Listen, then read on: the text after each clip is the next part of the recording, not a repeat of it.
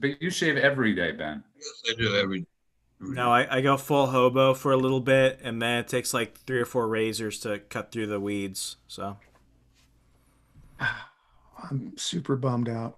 Oh well. Louis, you look very nice and Well, charming. Ben, there's nothing I could do about it Thank you, right sir. now. So, Okay. Okay. okay, we're starting in T minus 1 minute. Okay, Glenn. Okay, Ben, we're on YouTube Live. Yes, sir. I mean, crooked down. Good. He's kidding. I have a terrible, There's nothing I could do about it right now. So. Mute that.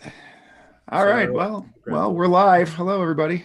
Hello, everybody. Hello, we're live everybody. too. We are live. We're live too. And we're live too. yes, let us. We're all live. That's something to Let's, celebrate. We're all live. We are all live. All We live. are all in different locations tonight. Nobody ever seems to notice my picture in the background that I'm Oh, yeah, so what proud is of that? that I Who is found at a that? Who vape is shop. Who And is I that? want to welcome. It's our distant cousin, Albert Einstein. Oh, And very good. Very good. I want to welcome everybody back to the world according. I want to welcome everybody back to the world according to Ben Stein. We're very glad to be here, sir. And I want to thank Very everybody for following us on. We're very glad you're here. And I want to thank everybody for following us on YouTube and watching the live stream and following us on YouTube at the World According to Ben Stein and on Parler at Ben Stein, on Facebook at the World According to Ben Stein. And of course, the other Ben, let's welcome him, Ben Boychuk, managing editor of AM Greatness. Happy to be here as always. Thank you. Thank you. And good to see you. And of course, Mr. Esoteric himself, the Nixon Trivia King, Louis. Fine. Welcome back, Louis. Good to be here. And of course, one of the busiest men in America right now, Parler's Director of Outreach, Mr. Remzo Martinez. How are you, Remzo? Hey, everyone. Great to be back. And I love Ben Stein's enthusiasm. If we should all, at the ripe age of 65, have that young enthusiasm. Tomorrow I will be 76. Yes, you will be. And almost happy birthday. But of course, the man of the hour, the man of every hour, America's humble servant, entertainer, provocateur, lover, sinner, Benjamin Jeremy Stein. Welcome. Now you could say something. But now I'm happy to be here. God bless you. It's great to be here. I'm reaching you from Rancho Mirage, California, a wonderful place. I hope you all are happy and cheerful. And I want to just start this off by, we posted on Facebook and I spoke to you about this to quote Al Michaels, at the 1980 U.S. hockey game, which oddly enough was Russia versus the communists, which sort of feels like the battle we're facing now. Is at the end of the game, he said, "Do you believe in miracles?" And I want to just name off a few things. Donald Trump has faced going broke. Donald Trump has faced, obviously the last election was an absolute miracle. He beat the collusion thing. He beat all of these things. So there still is a chance, Ben, that Donald Trump has one more rabbit in there. He could still pull this off. If he had Perry Mason, and his detective Paul Drake, he could do it. I think I saw, in my eyes on this evening, I saw the great genius Alan Dershowitz on TV last night explaining the path to do it. I think it could be done. I want to see it done. I am frankly terrified at the prospect of losing him. I think he's been a great president, and I hope and pray he pulls off a miracle, and he is there in the White House for another 4 years. I think the guy is a miracle worker, and I'd love to see him continue. So there still is a chance, and of course, I want to welcome Katya joining the show from you need to turn on. Well, we will get to you in a second, but Ben Boychuk, what are your thoughts on this? Yeah, well, let's do a proper introduction for Katya in a minute. We will in a second. Yeah. Okay, but no, the good news apparently is that we'll see. There's supposed to be a lawsuit filed in Georgia tomorrow by Sidney Powell, And maybe this will be the long-awaited Kraken, or we'll have to see what the complaint says. But I took that as a somewhat encouraging sign. I've also taken as somewhat encouraging that the president's legal team has remained more or less steadfast, and they're going to push ahead as best as they can. It seems to me that there's still a lot of time, and there's still some chance that this thing can get pulled out. But I kind of think that, remaining resolute and generally optimistic and waiting to see what comes out is probably the best course. Absolutely. And I would like to say, and I want to welcome everybody back. We should introduce this charming creature to my right. Just joining the show is Katya Sedgwick. She is from The Federalist, Legal Insurrection, and of course, Spectator USA. She's joining us a little late, but always we have no rules here. We have no structure. No. As somebody said, we're like a Hollywood speakeasy, Katya. And tonight's discussion, we're sort of because you just joined us, and to reset a little bit, we're talking about, there still is, it might be a long shot, but they gave Trump, no transition. The whole thing was screwy. I think he's allowed to fight as much longer as he possibly wants. Katya. Absolutely, that's the Constitution. Yeah, Katya. Yeah, well, and I actually, from my point of view, if transition doesn't go smoothly, it's, not so strong federal government. It's a libertarian holiday, so why not? What country are you from? Well, it's now Ukraine. Ukraine, okay. Mm-hmm. Very apropos for this whole from an insider's perspective. Let's jump in this a little further. Farther. Lewis and I are both lawyers. I think we know that although law is an extremely personal matter and judges make up their minds on highly personal grounds and not on the basis of precedent, there could be a judge out there who's going to say, look, this guy, Mr. Trump, has been pushed around, kicked around, had his brains beat out by the media all his whole term. And he nevertheless has accomplished miracles in foreign policy, miracles in economics, miracles in containing the spread of this horrible disease. And let's give him at least a shot. I mean, they have beaten him so badly in so many different ways, that violate the Constitution. Let's at last give one chance under the Constitution of the United States to try to pull this thing out of the fire.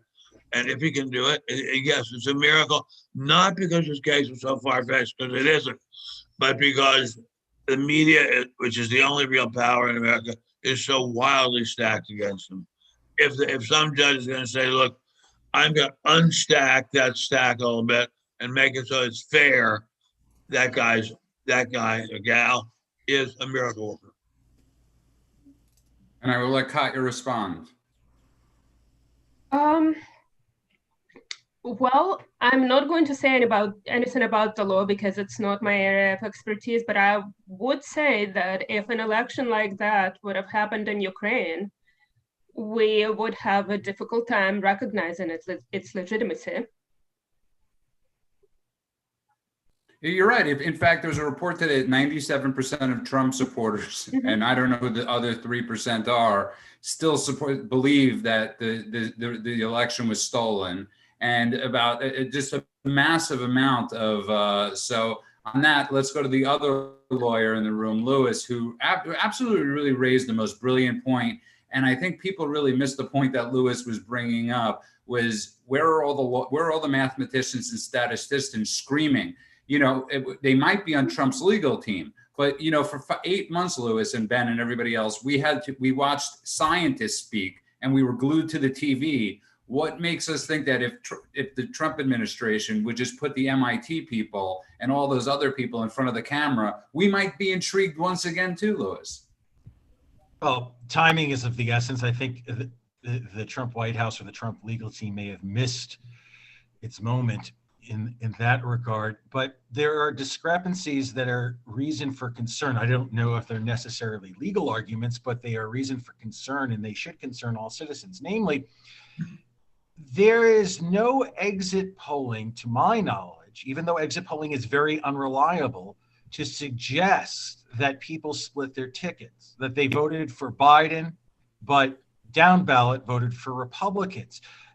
We haven't seen any physical evidence to prove that or to disprove it. We don't even know if there is physical evidence in those states that are in question, say Pennsylvania or Georgia, or what began this discussion on election night and then the day after, Wisconsin.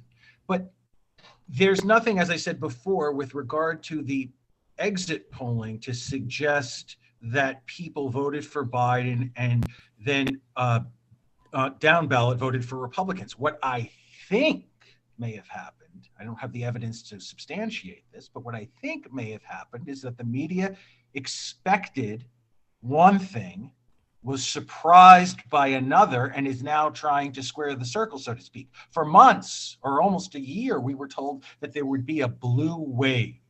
There was no tsunami. Right.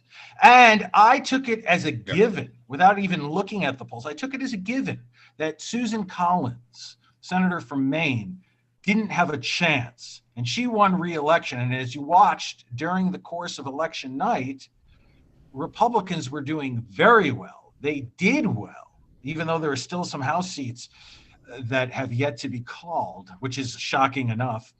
But they were doing much better than the prognosticators expected. And I think that was serious reason for concern, shame, and embarrassment on behalf of the media. And then the narrative begins to shift. And this gets to an issue of oversight, chain of custody, and how our elections work, because the evening ends with media telling us what?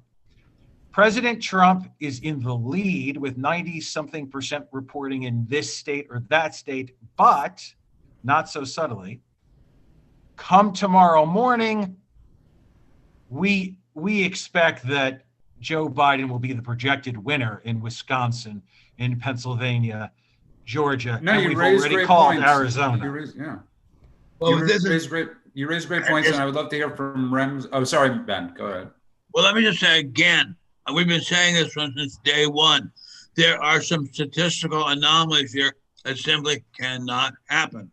These dumps in the upper Midwest, these huge numbers of votes, all of which, 100% of which went for Biden, it's a statistical impossibility.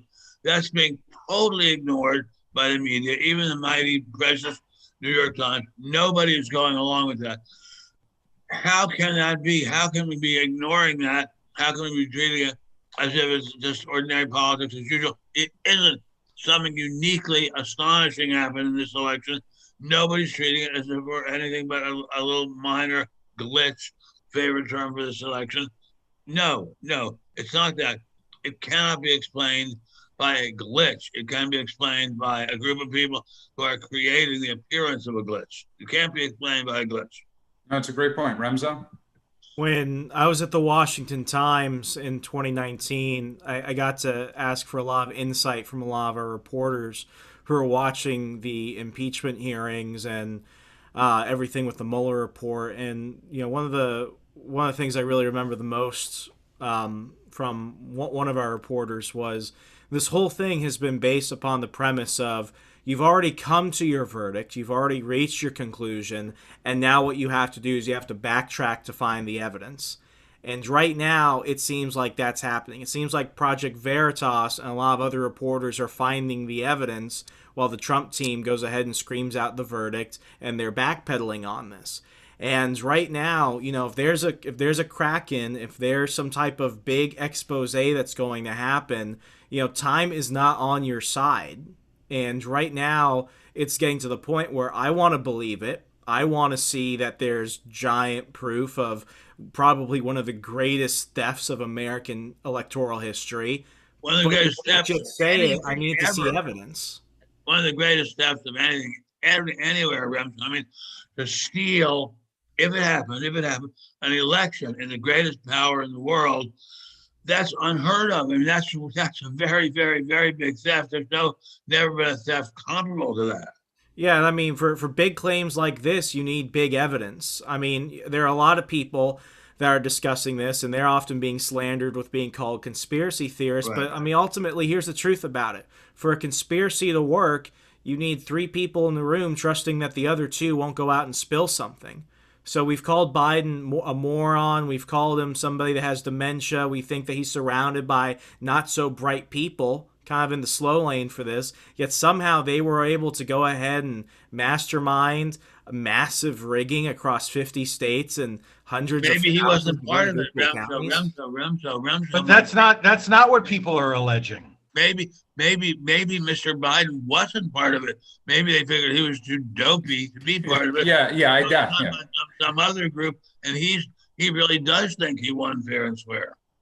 And if you just tuned in, you are listening to The World According to Ben Stein. We're joined tonight by special guest Katya Sedgwick. And we all probably, a few of us want to know about the last name, if that your relations to any of the Sedgwicks, but who writes for the Spectator USA at Federalist.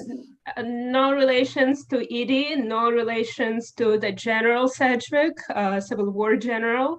It's my husband's name.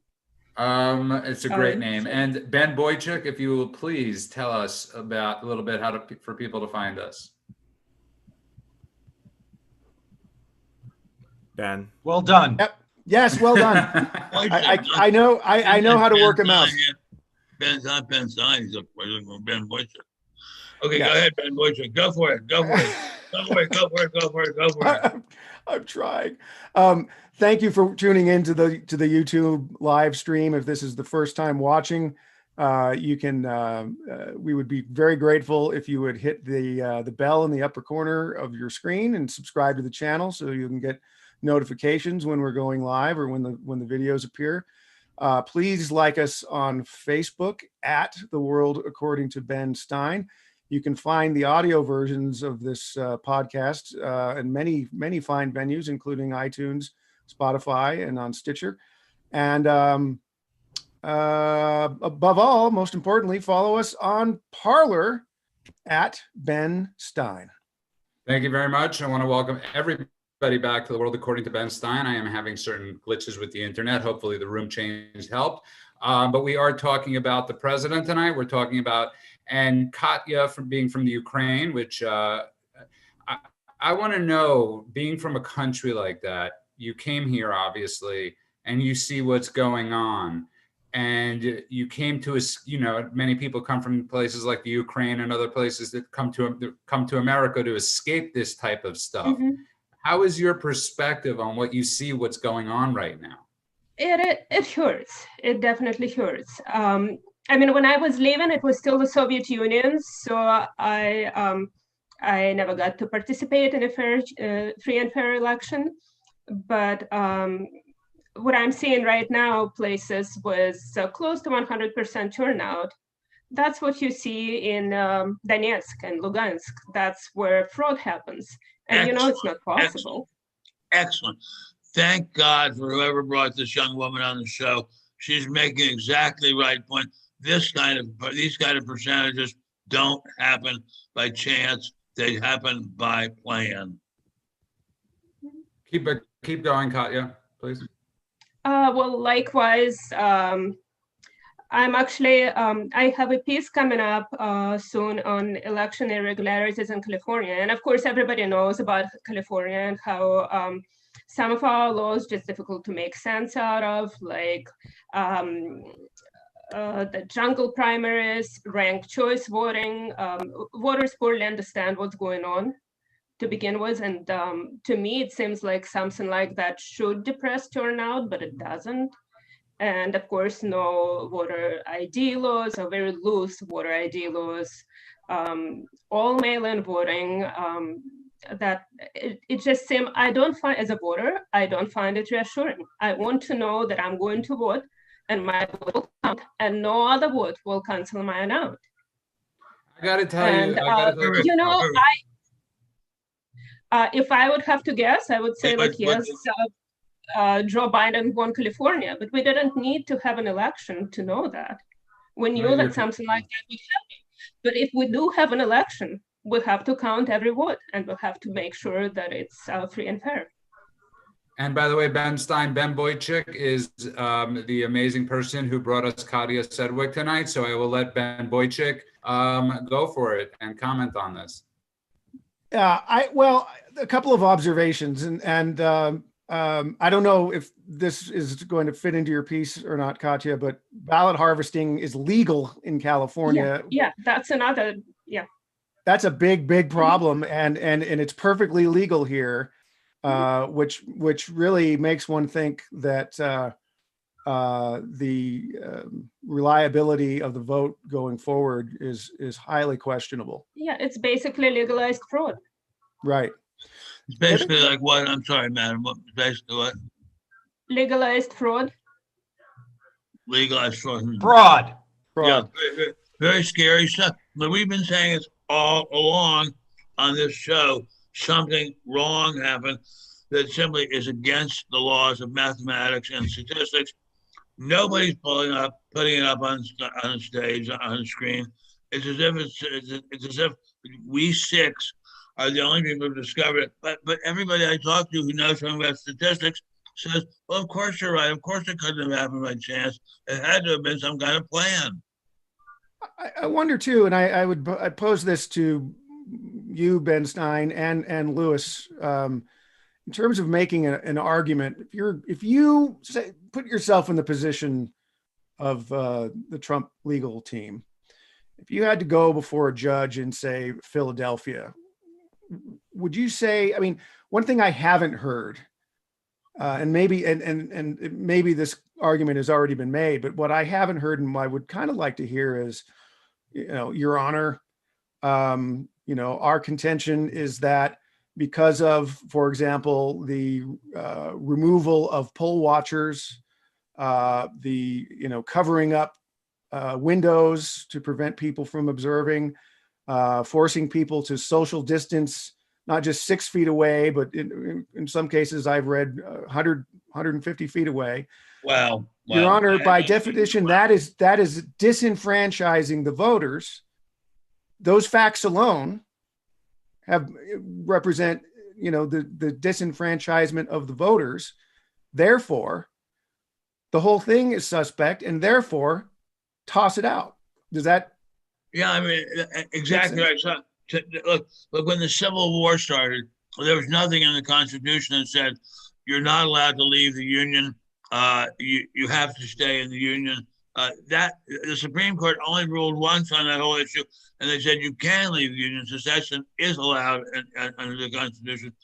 So I don't see anything in the Constitution saying you cannot postpone the counting, and if there's some highly suspect voting going on, you can't have another election or at least count again. I don't see anything in the Constitution that says you cannot have a second look. This is a big subject. A second look is nothing compared to the magnitude of the stakes. I don't even think it's a second look. How about a first look? Very well put, Judith. Very well put. Because as Lewis refers to it, with the statistical, with the anomalies of the House seats to Biden's victory, to all these statistics. We were all watching that night, and we all saw the first major dump at 2 a.m. That was our first look at this rigged election, at this voter fraud of 130,000 votes that just happened to go for Joe Biden. So, Lewis, I mean, we're talking about we haven't even had our first look at this. Well, there's a difference between court of law and court of public opinion. And I think Trump has missed a huge opportunity in the court of public opinion because there is a precedent there. And the precedent is Ross Perot. Ross Perot took a subject that was purportedly obtuse, too abstract for voters, and too difficult to articulate, especially in his way. And yet he turned it into a television phenomenon. And that is the deficit. He used charts to illustrate the seriousness from his perspective of the national debt and the deficit, two separate things.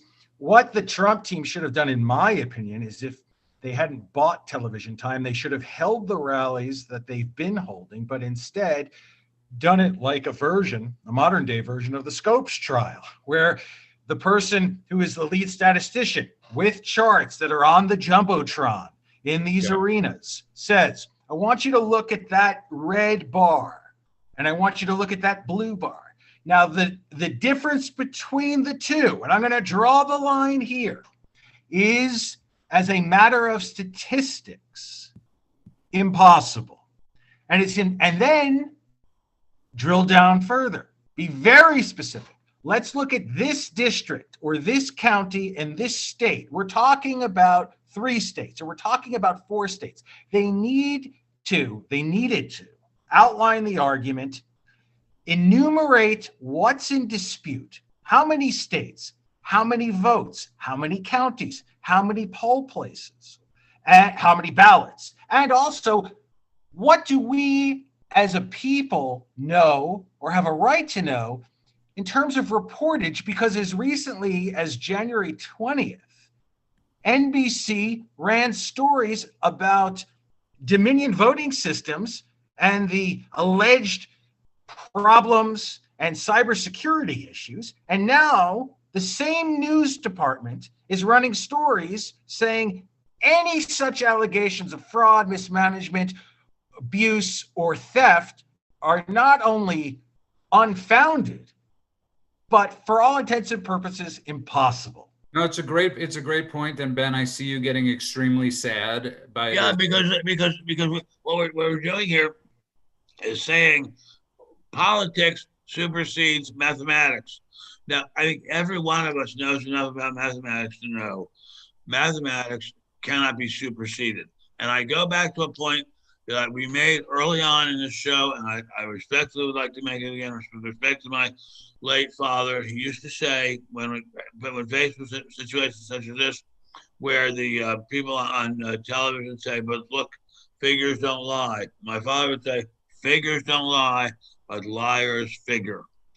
And we have, I think, some liars doing some major figuring, and that has to be gone into in great detail. This Constitution is the summit of man's achievement. Lord Gladstone said, I've said this on the show before, it's worth saying every night for the rest of all of our lives. The Constitution of the United States of America is the greatest work struck off by the brain and purpose of mankind ever. We cannot let it rot. We cannot let it molder in the ground as if it were of no importance at all. It is of vital importance to the whole future of mankind. And for those that don't know, and you might not know this, but basically Ben's father is a man named Herbert Stein, who was the chairman of, Ben, say it, because I always get it tongue-tied. Chairman of the President's Council of Economic Advisors. And yeah, just an amazing position. So when he said that has and when Ben speaks, when everybody speaks, you know what? Everybody has eyes. And Remzo, I go to you. Because does this disenfranchise you at all? You being the youngest of the lot by a year or two, does this disenfranchise you? How do you look at Georgia? So before I answer that, I kind of want to make a correction. Lewis was right. I'm not accusing Joe Biden of rigging the election. He was right. That's not the general claims. What I wanted to illustrate a while back was that if we have to start from there, we know that that's not true. What we're going to begin to see is that this was just way more disconnected than we ever assumed. And this is going to take us way past December. It's going to take us way past January. I think if they wanted to find that big moment to go ahead and show that there was some mass collaboration on any party, then they would have to go ahead and do it sooner than later. But in terms of disenfranchisement, I'm a libertarian. I really don't care much about these elections because let's just go ahead and look at this. Republicans gave up on the deficits. Democrats are anti-war. Civil liberties are being trampled on in Republican states and Democrat states. And ultimately, if I could go ahead and just snap my fingers and get the world I want, we probably wouldn't have a president. I think America needs to be single for a few years, find ourselves, read Eat, Pray, Love, not get into a committed long-term relationship and just kind of figure ourselves out. Because I think the biggest issue of all time is this, and it comes down to power. We have put so much power in the executive branch. We have put so much vested power in the office of the president. We worry so often that we'll have some person in the White House who just diametrically opposes so much that they can directly impact the lives of millions of Americans. We might be talking about Trump now, Joe Biden later, Dwayne "The Rock" Johnson could run for president and he'd probably win. But here's the thing. Ultimately, what we need to understand is, why is this such an existential threat? Why are we looking at this so much? Yes, there's so much at stake right now, but the issue always comes down to this. It's the biggest monopoly of violence in American history, and it's the state. And we worry about so much because there's so much concentrated power, because we've given up so much of our own responsibility for it. Whether it's this election, the next election, the issue is this. If it wasn't a loaded gun pointed at one person and pointing at another person another moment, we wouldn't care. That's what this all comes down to. Oh, thank you, Ramzan. If you just tuned in, you are listening to The World According to Ben Stein. And one of the things, before I turn it over to Ben Boychuk, that I want to remind people in the YouTube channel is that the good thing about what we like is we like discourse. So we don't always all agree with each other. Remzo makes his own points. Ben has his own points. The other Ben, I'm sure Katya has her own points. And we all get along. Just because we think differently, and actually Remzo raising certain points or other people raising certain points, it's supposed to make your mind grow, and I always look back to dating when, I think there are a lot of single people in America right now because everybody's they want to find somebody that believes exactly what they believe. How boring is that? You will never grow like that. And Ben Boychuk, if you could please tell people where they could find us. Well, if you're watching this on YouTube for the first time, thank you very, very much. If you haven't subscribed yet, please do hit the bell. Like us on Facebook, if you wouldn't mind, if you happen to still be there, at The World According to Ben Stein. And above all, and most importantly, follow us on Parler at Ben Stein. And one other thing, if y'all wouldn't mind, check out American Greatness at www.amgreatness.com, where we're covering this each and every day. We've got great stuff. And of course, read the American Spectator at www.spectator.org. And if I can say this without Judah jumping through the telephone. We don't bring that. If you just tuned in, you are listening to The World According to Ben Stein. We, of course, have a super guest with us tonight. Her name is Katya Sedgwick, and who writes for The Federalist, who writes for many places. But I really do appreciate your opinion coming from, obviously from a different country. And it must be like you must be looking in awe right now of what's going on. I mean, it must be to you shocking. Yes. And I actually taken everything that happened this last year since March into account. The lockdowns that seem to begin and then they never end. The kind of social atmosphere that I never encountered in the Soviet Union. And it was a very socially repressive country. But in the 80s, when I was growing up, when I was a teenager, it was actually very, very liberating. The late 80s, Gorbachev, Perestroika, and all of that. I just never lived in a society where people would look at you and they would demand that you would wear an article of clothing like a mask, even if you walk down an empty street. It's just it's expected that you would wear a mask. We're not going to include Chernobyl in that, but. But you raise a great point, which is our next subject, which is the COVID lockdowns that they're imposing on America right now. And we're all in California. I'm not sure where you are. Remzo's obviously not in California either. And we brought this up the other night because now they've taken away, as Ben Stein so aptly put, they've taken away his indoor and outdoor dining, and he raised the question of what really, I mean, this goes to the same thing as we're talking about the election. It's like, how stupid do you guys think we are? So we could go to a supermarket and shop and stand next to people with a mask. but we can't eat at an outdoor establishment, Ben Stein. It goes beyond all data in the mind could. Yeah. It goes beyond any kind of logical thinking, that we have now passed from the realm of logic, sense, mathematics, statistics, arithmetic, even, to the realm of a superstate, big brotherism. A big brother knows more than everybody else. Just the fact that Big Brother said it makes it true. There's a wonderful movie I strongly recommend it called Downfall, about the last days of Adolf Hitler in the bunker in 1945.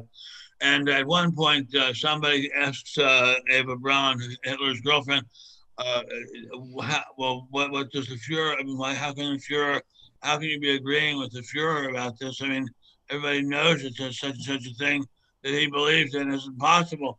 And Eva Braun says, but he's a Fuhrer. He's a Fuhrer. It has to be true. He said it, and he's a Fuhrer. Same thing. Media says it must be true. Big media says it must be even more true.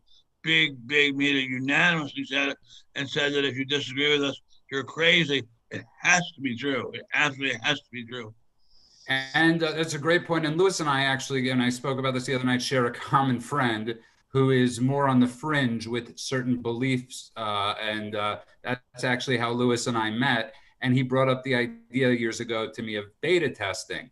And I've discussed this with you, Ben, when the power company will shut down, whether this is true or not, to see how people react.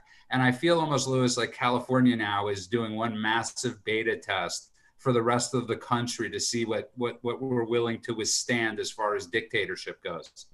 Well, it speaks to the point we talked about earlier, and that is, what is the value we as a people assign to documents?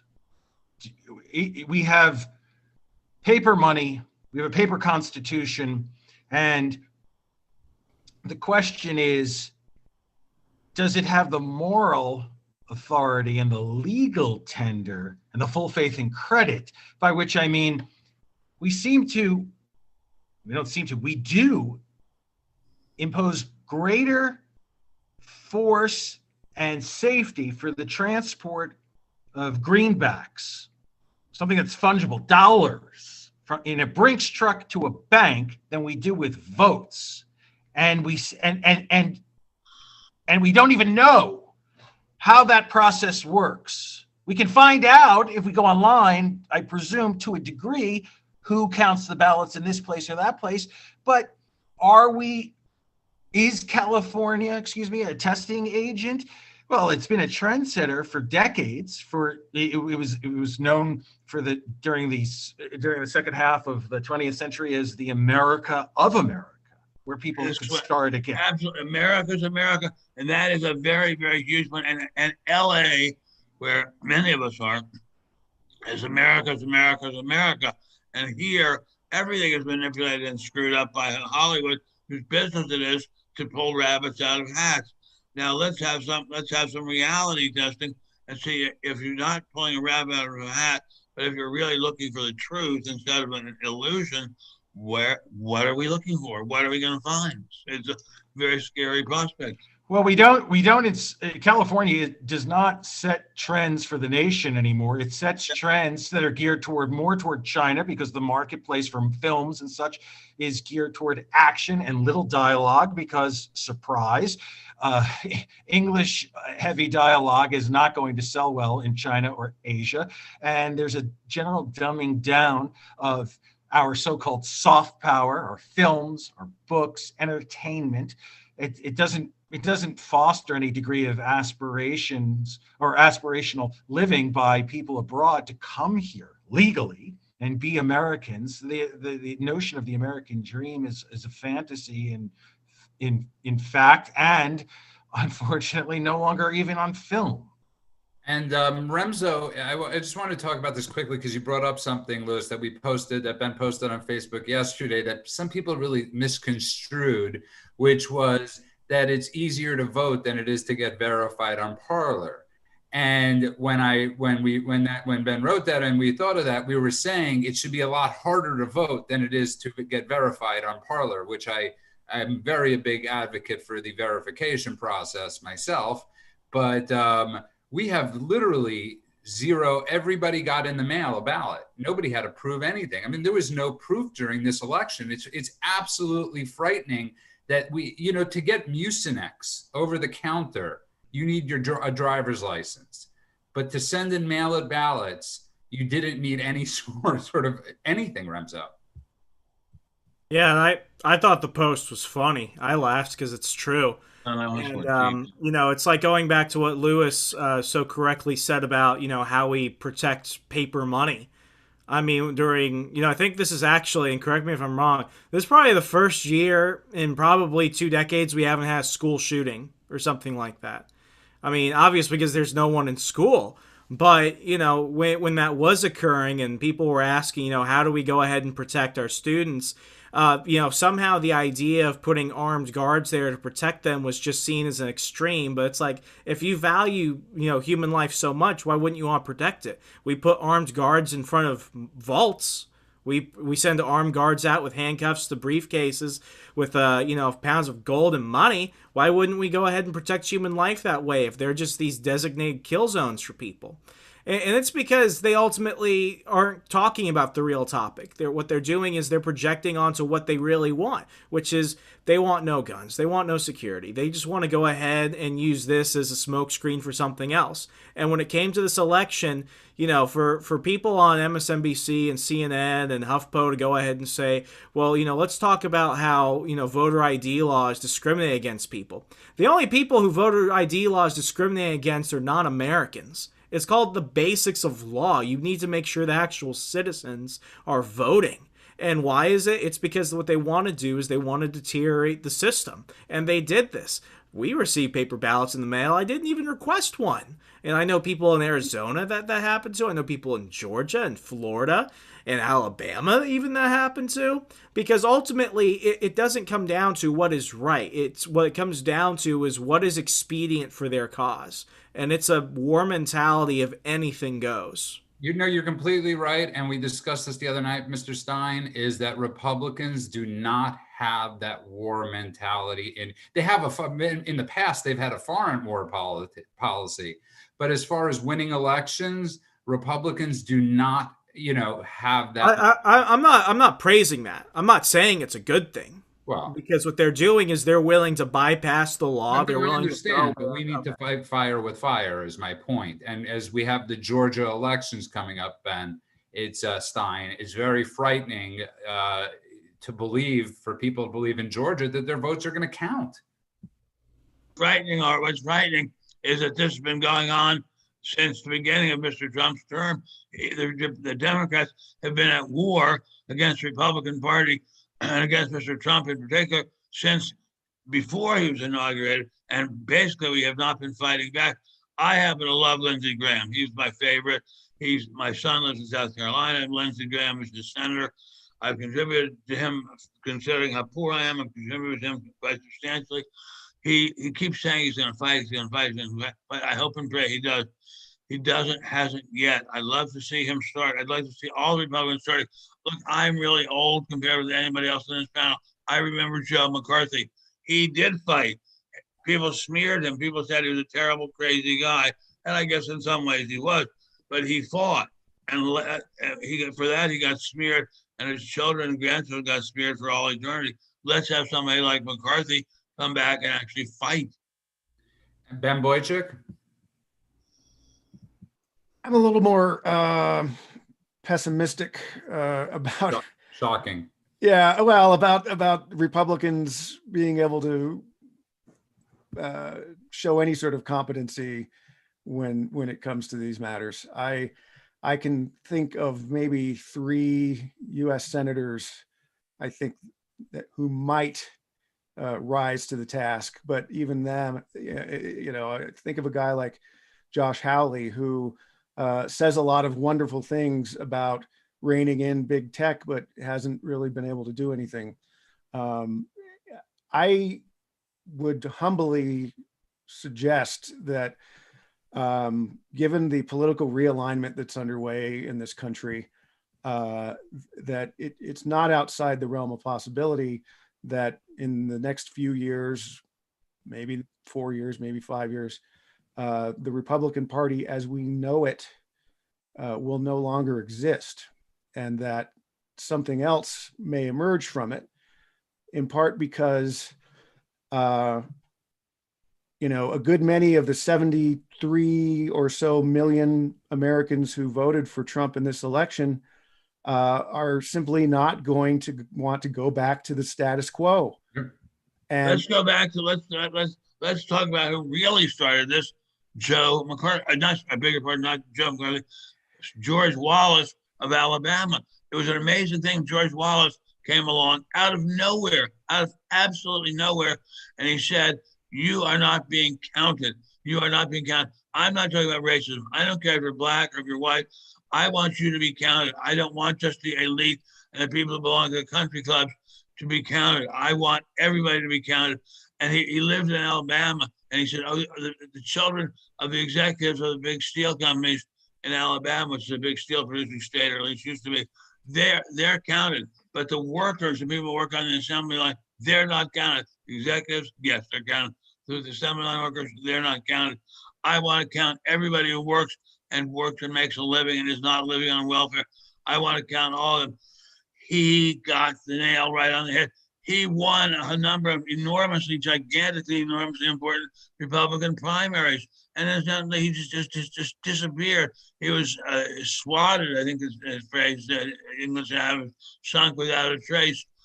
And he started this, and somehow some new guy is going to come along. I think he's going to be more eloquent than Mr. Trump, but he's going to have the same ideas. We're not going to let the working class just disappear without a trace. yeah, And on that, it's a great point, Ben. Both of you brilliant points, Ben B and Ben S. It's in the air, the Bens. And Ben Boychuk, if you could please tell people where they could find us. well, if you're just tuning into the YouTube live stream now, thanks. You're a little late. You might want to go back to the beginning and catch up. But while you're at it, please subscribe to the channel so you can get alerts, so you know when we're doing this. We'd sure love it if you would like us on Facebook, if you happen to still be on Facebook. And above all, most importantly, follow us on Parler at Ben Stein. And I want to welcome everybody back to The World According to Ben Stein. In the future, Remso will be doing all our promos. But I wanted to get something, really a quick point. And Katya said with us tonight, and I mean, everybody in the audience is really appreciating and value your opinion because you come from a different country. But the question I want to pose to everybody in the last few minutes we have is, what is the hurry? If nothing was done illegally or incorrectly, who cares if it takes a few extra weeks? I think it's, people want to talk about Occam's razor. That really is the simplest question. If it was also kosher, why, Katya, can't we just have a couple weeks to do the counting? Absolutely. Well, I completely agree. Yep. What is the hurry? And look at what Abraham Lincoln did in the case of the Civil War. In the Civil War, there was, as I said before, there was nothing in the Constitution saying you couldn't secede, a state couldn't secede. He said, "I'm going to make it my business to make sure states can't secede." And 400,000 or 500,000 white people, maybe 600,000, died to make sure states couldn't secede over the issue of slavery. Somehow we are treating that as a sport as we say in statistics. It can't possibly happen again. It could happen again. We could have a president who said, "This is so important that we're going to have another vote." If the president loses that vote, okay, the president loses that vote. But at least we gave arithmetic a chance. At least we said we're going to say arithmetic has some role here. It isn't just the opinions of the beautiful people. Arithmetic has a role. Great point, Katya. I want to get back to you though on that point because I know you're right. Are you with the Federalist and Spectator USA? But in your eyes, wouldn't it just be the simplest thing to just say, you coming from a place where we lack certain freedoms, to just say, hey, if there is an issue, why not just count again? Yes, and Also, I believe there was a Rasmussen poll that found that something like 25 or 30% of Democrats believe that the election was stolen. Yes. And I don't know if there were Democrats or Democratic Socialists, and maybe that was their bias because they believed that it was stolen for Bernie as well. But with numbers like that, it seems like it's a wise idea to either redo it or do a complete audit for the whole country. And that would include California too, where we can somehow never figure out our elections in a way that they make sense to people. Yeah, and I just want to raise this quick point. Remember how everybody always used to say it made Trump look guilty to fight back? Mm-hmm. Well, it makes people look guilty to not want to have a count. Yes. It makes people guilty to yeah, Lewis, go ahead. I'm listening. Okay, stretching. Yeah, anybody jump in, but that's my whole thesis on that is they look more guilty, Ben. I couldn't agree more. We look more guilty if we don't actually throw ourselves in this and say what counts more than the words of the Constitution, which are incredibly important, is giving us a straight count and saying the essence of the Constitution is that all the votes count. Let's count all the votes. Clearly, something wrong happened in the counting of votes. Let's start again. If Mr. Biden is so wildly popular, if he's such a great guy and everybody wants him to be president, he has nothing to worry about. What is he scared of if everybody really wants him to be president? What's he scared of in having another count? And Remzo, just for the record, Rand Paul came out today and said to every libertarian in Georgia, vote Republican. Good, great, good, great. Libertarians don't even listen to other libertarians, so I hope they listen to him on that. Ultimately, I was looking around to make sure no libertarians were jumping out of corners about to hit me with a spade or something. Here's this, and I'll say this every year, every election, whether, no matter who's running. We need to limit the power of the imperial presidency. We need to limit it so much that it never matters who's president again. I think a lot of it just has to do with people being not unnecessarily ideological, especially in California. Like what I see around, in this house, we believe in science everywhere. And whereas they basically vote their ideology, and that's what's important to them. And usually there's a strong turnout for general elections. But local elections get much less interest. And it seems like it should be the other way around, because if we can't walk out of our houses without stumbling on a junkie, there is obviously a problem. And that's a problem that should, to a large extent, be solved by local governments. But somehow it's not seen this way.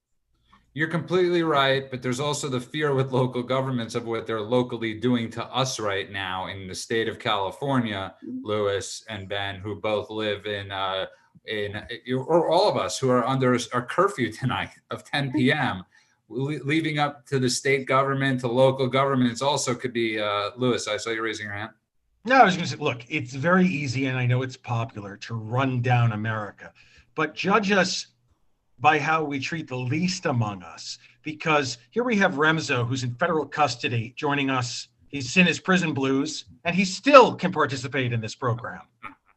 That's a testament to this country. It's a testament to our Constitution, to the Bill of Rights, First Amendment, the Fourth Amendment, Fifth Amendment.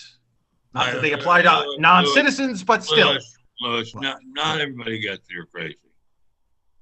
Let's just okay. Look, let's just say, what possible harm can come to us by saying there's 74 million of Americans who think their votes weren't counted properly? Okay, we're going to count your votes properly. What harm can come to us? No, I mean that truly is the question of the century. You asked the other day about the question of the century. This is the question of the century. What harm comes from doing a recount? Absolutely zero. And if you want to, unless you want to disenfranchise 74 million supporters of the president. So if that's your goal, then you might, I hope to God that you don't succeed, but that's the only goal, is disenfranchisement. But I'm going to play devil's advocate for a moment, because this is the counter argument that you should have a response to. If I'm a representative of the Biden campaign, I'm going to say, look, the recount rules differ state to state. And we won the states, or enough states, to get a minimum of 270 electoral votes.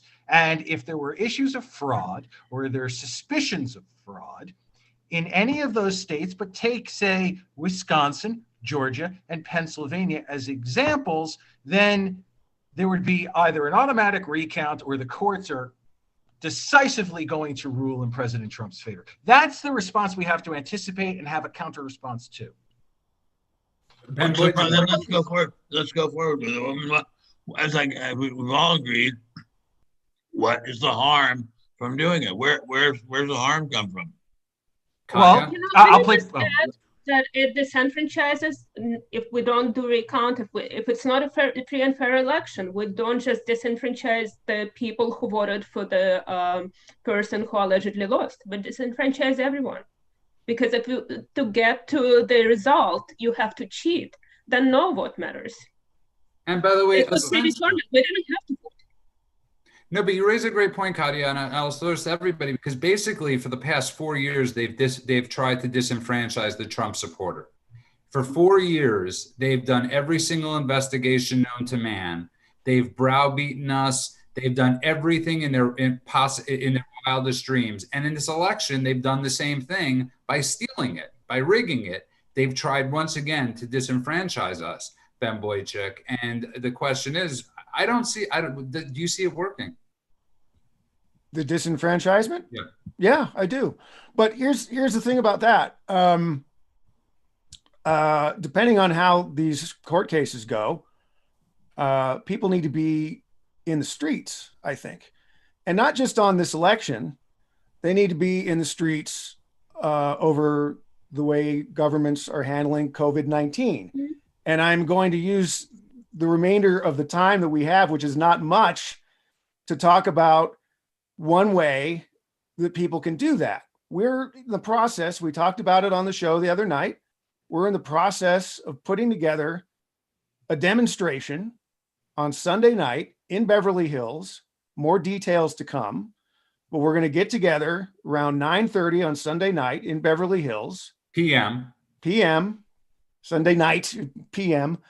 And we're going to break the curfew, and we'll see what happens, because, a lot of jurisdictions in California have said they won't enforce Governor Newsom's ridiculous curfew, but Los Angeles County hasn't said that. And the various cities of Los Angeles County have not said that.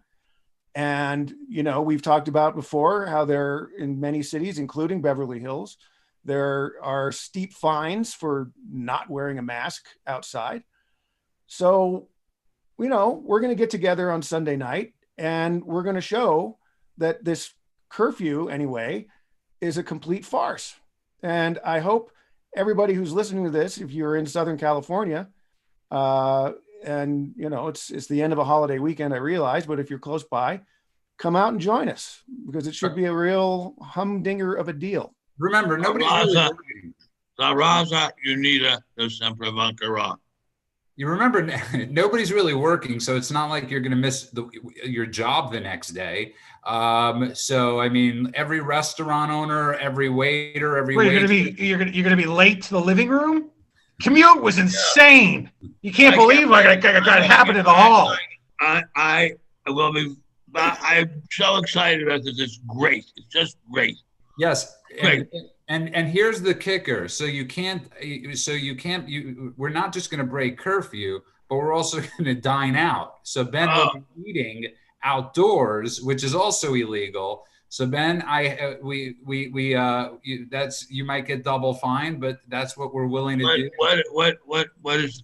I'm going to bring a huge amount of Doritos. Those are my favorite. Yeah, so it's right. We're going to be dining out. It's going to be like a tailgating party. And Katia, wherever you are, you're more than welcome to join us. And we have borscht.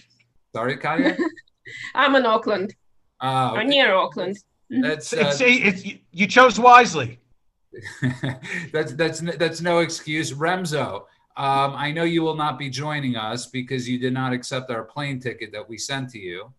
I wouldn't have accepted any ticket anywhere. I've been stuck here for 9 months. I know the federal marshals will get you where you need to be. 1 second, Remzo, you're telling me if we paid for your trip out here for this thing, you would come? Yeah, man, I work remote.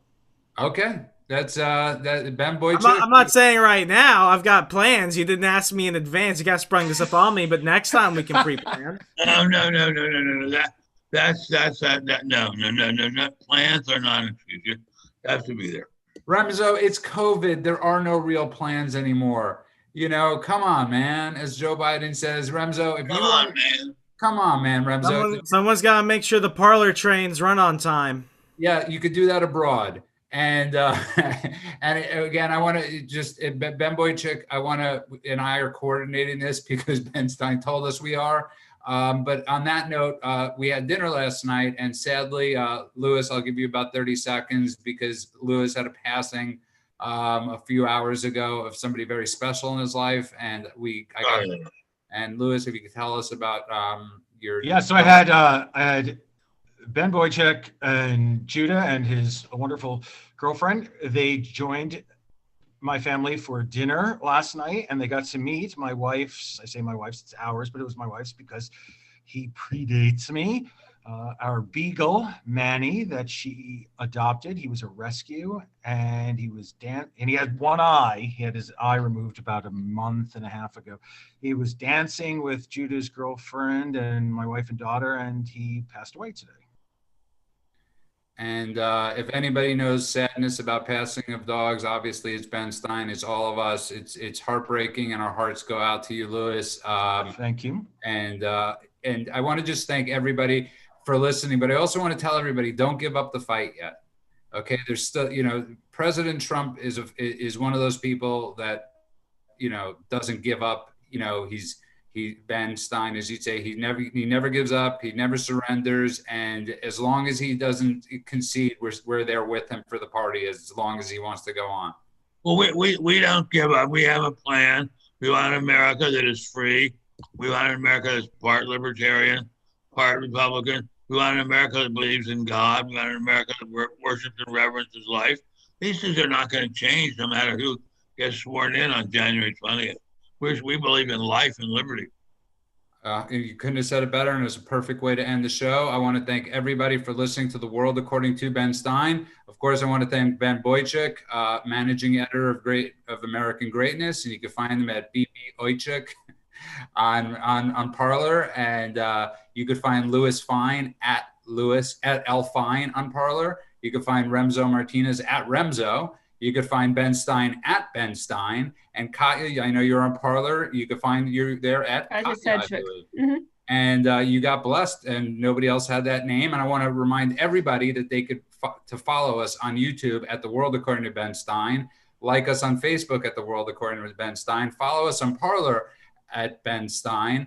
And just follow us. Tell your friends. Tell everybody, because this is a movement. And I want to repeat once again before we leave that I love Remzo, and I honestly say that just because Remzo doesn't think like the way the rest of us do or all of us do, the whole point in this is that we could have a discussion and walk away. Right now we can't all eat together, but usually if we would, and we'd give each other a hug. I'd give Ben a big hug and say goodnight, Big Haas, and I will see you later. And I just want to remind everybody that what separates us and them is that we could actually have discourse and conversation. And from, Katya comes from a country where that wasn't always allowed. And we have to remember that's what we're fighting for. Yep. So even though we might disagree with each other sometimes, that's what we're fighting for. I want to wish everybody a blessed, safe night. Be safe out there. And thank you all for listening. Thank you. Thank you for having me.